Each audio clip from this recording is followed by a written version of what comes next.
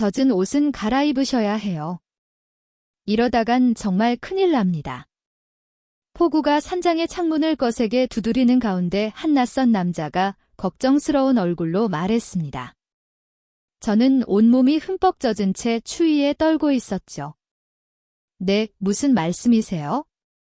천이 더 떨어지기 전에 서두르세요. 젖은 옷을 계속 입고 있는 건 위험합니다. 산장의 단둘폭우로 인해 완전히 고립된 상황. 그리고 제게 옷을 갈아입으라고 권하는 이 남자. 제가 잠시 등을 돌리고 있겠습니다. 아니면 제가 도와드려야 할까요?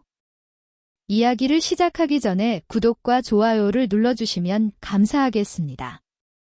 알림 설정을 해두시면 새로운 이야기가 올라올 때마다 가장 먼저 만나보실 수 있습니다.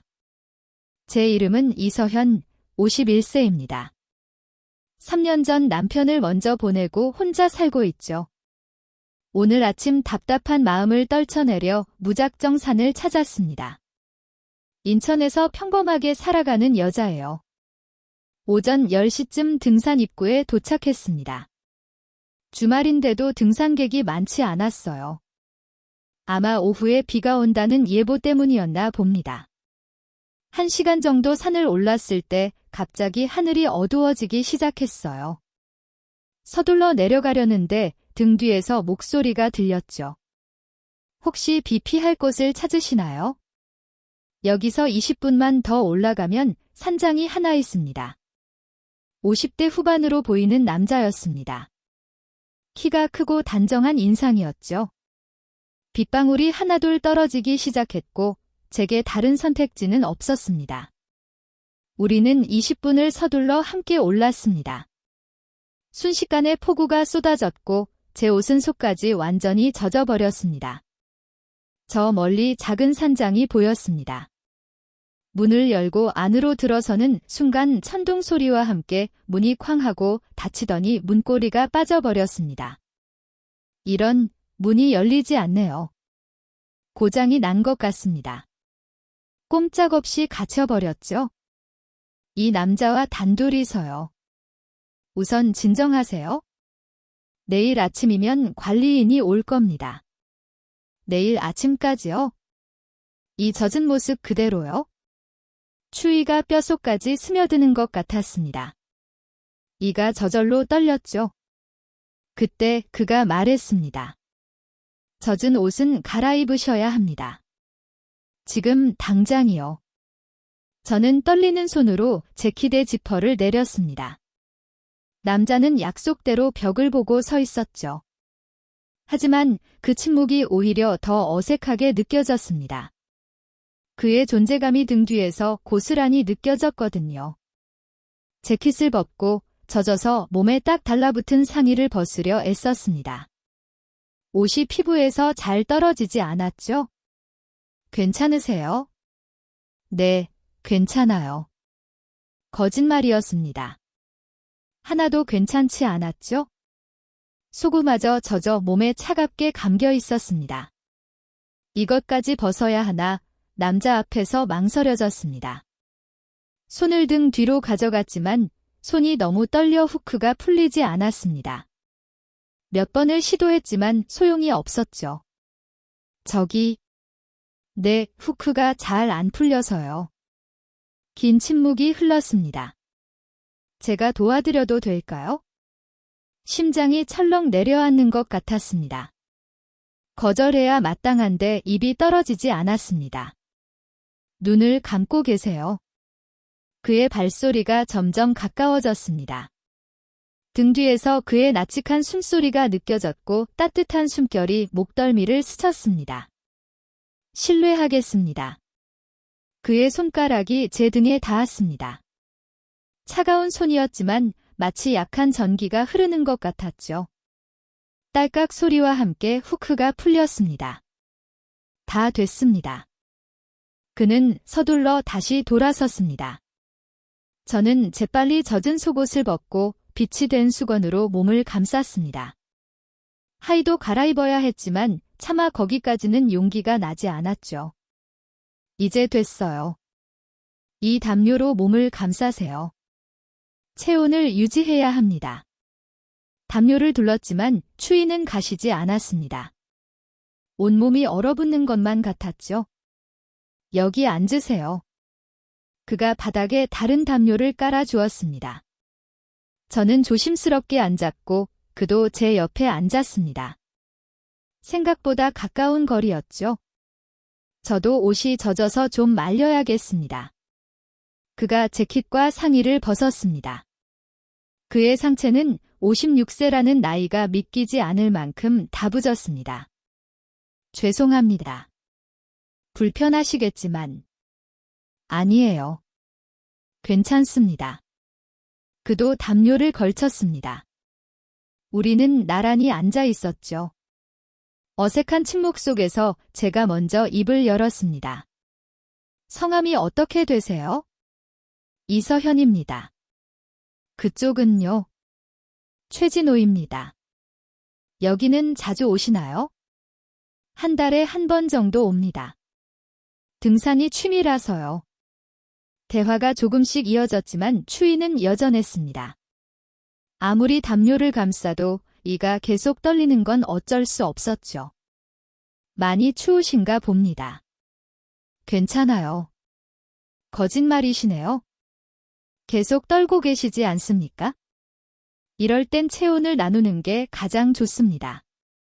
네, 이러다가는 정말 위험해질 수 있습니다.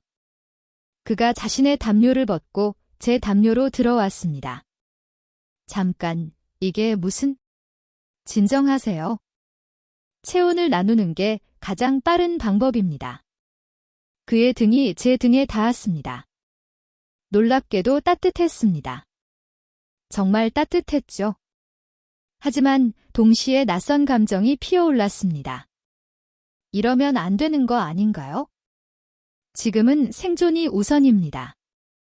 괜찮으세요? 괜찮냐고요? 낯선 남자가 제 등에 바싹 붙어 있는데 괜찮을 리가 없었죠.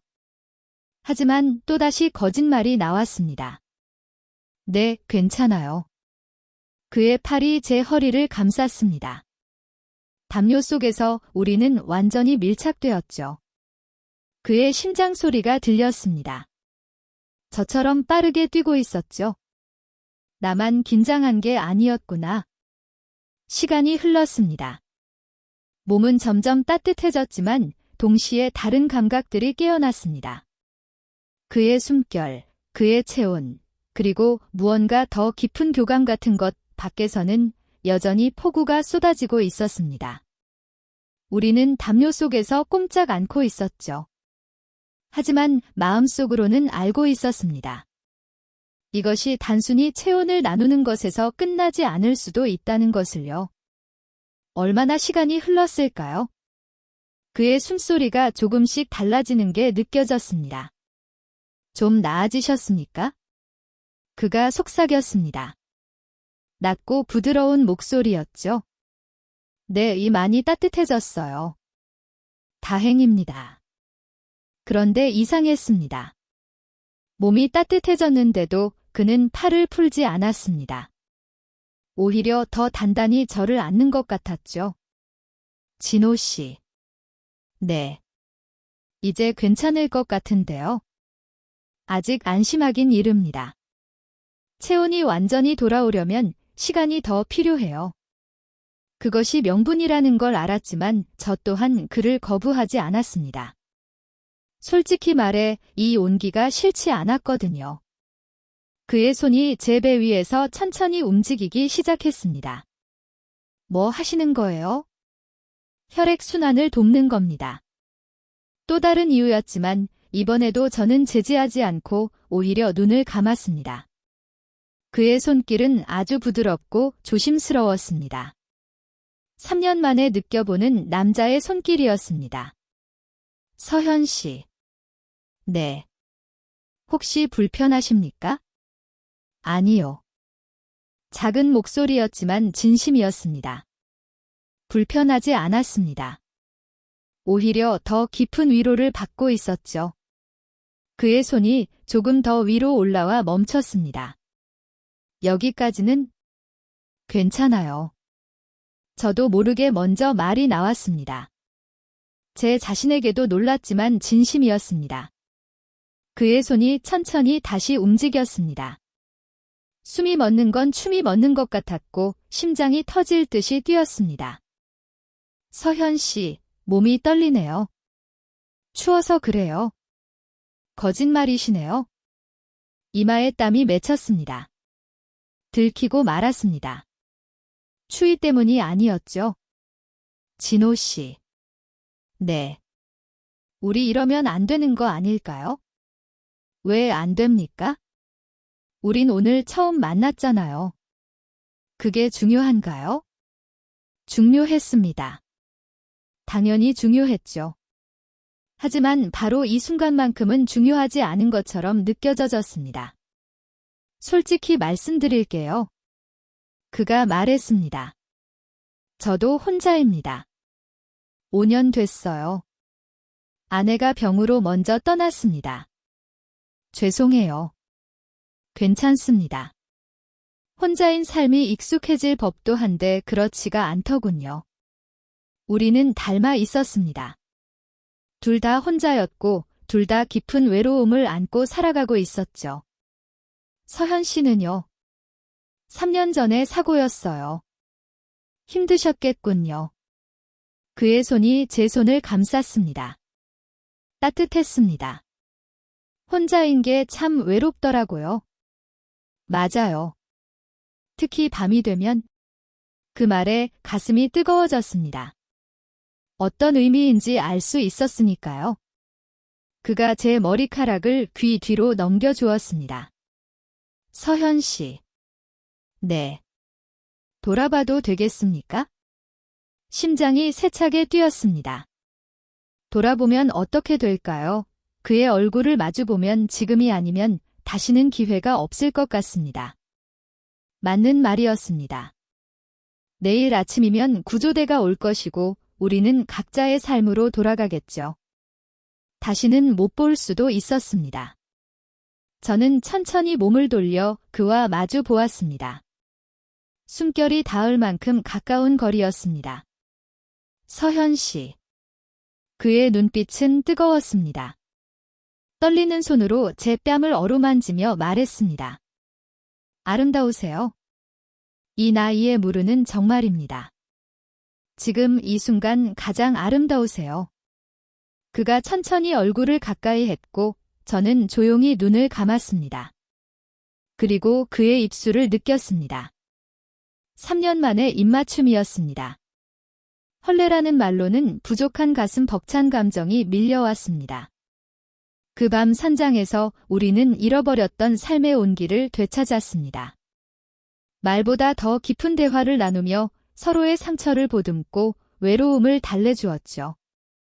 그것은 단순한 하룻밤의 일탈이 아니라 멈춰있던 두 사람의 마음에 다시 온기를 불어넣는 소중한 시간이었습니다.